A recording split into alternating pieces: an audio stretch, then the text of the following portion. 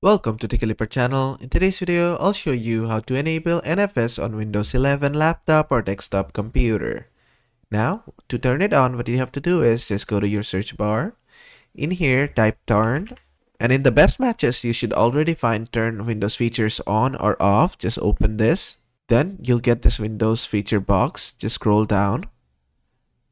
Scroll down all the way till you find services for NFS. Just expand this.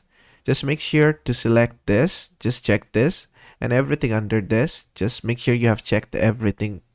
Then just click on OK. Then just wait, Windows feature will apply the changes for you. Just give it a few moments, it might take a few seconds, just wait. And after the changes have been applied, you'll see Windows completed the requested changes, then just close this. Now just go to your search bar again, this time type NFS, and you'll find Service for Network File System or NFS right here. Just click on this to open it. And there you go, you have your NFS client. Just click on it. And basically that is how to enable NFS on Windows 11 laptop or desktop computer. I hope this video was helpful. If it was, please give it a thumbs up and don't forget to subscribe.